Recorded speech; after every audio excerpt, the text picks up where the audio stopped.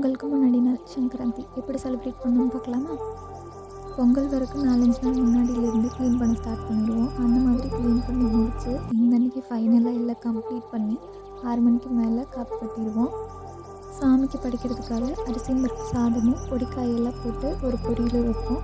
சங்கராந்தி அன்னைக்கு அரசாணிக்காய் சாப்பிடலன்னா கழுதி ஆயிடுவோன்னு எங்கள் பாட்டி சொல்லுவாங்கன்னு எங்கள் அம்மா சொல்லிட்டு இருந்தாங்க. நீங்கள் யாராவது இந்த மாதிரி சென்டென்ஸ் கேள்விப்பட்டிருக்கீங்களான்னு கமெண்ட்டில் சொல்லுங்கள். இதெல்லாம் செஞ்சு முடிச்சு சாமி கும்பிட்றதுக்கு மணி 8 ஆகிடுச்சு. கோலம் போடுறதுக்காக கோலம் பவுடர் எல்லாம் பேக்கெட்லேருந்து பாக்ஸில் மாற்றிட்டு படுத்து தூங்கியாச்சு.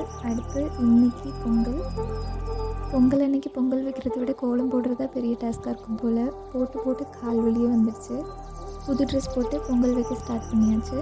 பொங்கல் எப்படா பொங்குன்னு பார்த்து ரொம்ப நேரம் வெயிட் பண்ணிகிட்டே இருந்தோம்.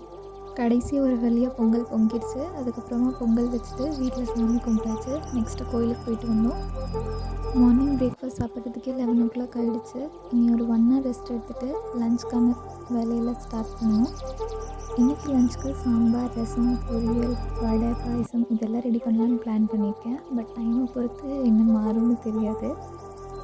எல்லோரும் ஃபேமிலியோடு நல்லா டிஃப்ரெண்ட்டாக சமைச்சு சாப்பிட்டுட்டு என்ஜாய் பண்ணுங்கள். தைப்பிறந்தால் வழி பிறக்கும்னு சொல்லுவாங்க. பார்க்கலாம் நல்ல வழி பிறக்குதுன்னு. அனைவருக்கும் இனிய தைத்திருந்தால் நல்வாழ்த்துக்கள்.